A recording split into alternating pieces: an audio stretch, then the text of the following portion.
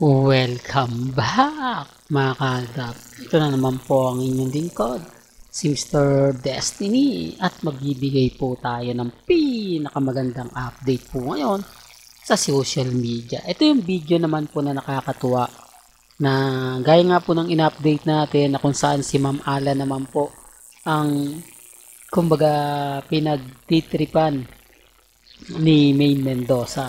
At dito naman po si Alan Kay naman o si Alden Richards naman ang nangaasar kay Maine Polker. So, kay Mama Ten, ba yan, Mr. Destiny? Ang gulo mong magbigay ng update.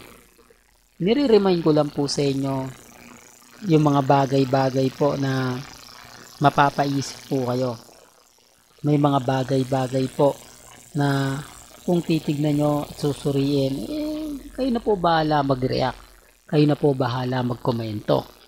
Di po ba kasi umaayon lang naman po ako sa mga nangyayari kay Mengay, sa mga napapanood natin kay Maine at kay Ma'am Alan na ginagawa po madalas ni Alden Richards kay Mama Ten. Ito'y nagkakataon lang po ba o talagang sinasadya lang po ng dalawa?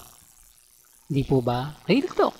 Kaya nga sabi ko sa inyo, si Mengay nagtitrending po, nagbabiral. Si Alden ganun din.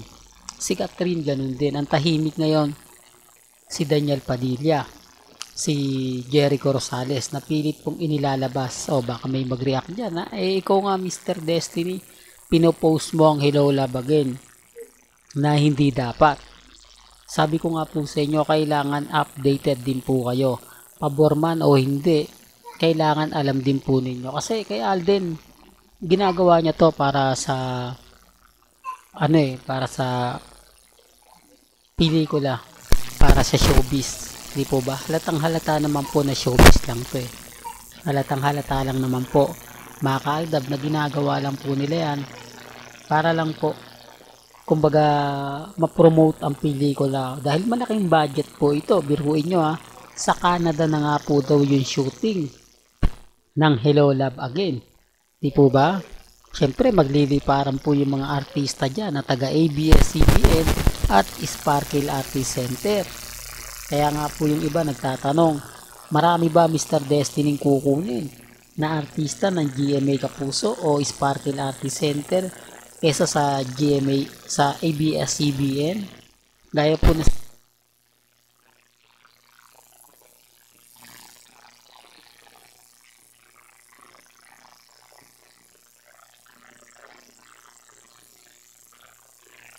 ng GMA Sparkle Artist Center.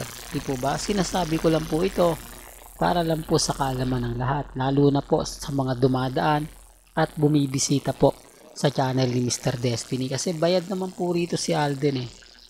Kahit ano po yung sabihin nila, kahit ano po yung gawin nila, si Richard Polkerson trabaho lang, di po ba? Walang personalan. Pero yung nakikita po nila magkaswitan, sa ano lang po yan eh, sa labas lang. Pagka may mga video, pag may mga reporter, pero yung off-cam na nakikita po natin, hindi po ba wala? Hindi po ba kung titignan nyo at mapapansin nyo, dapat madalas magkita sina Alden at si Catherine. Sinasabi nilang pumupunta daw sa bahay ni Catherine si Alden Richards. Di dapat laging may update yan.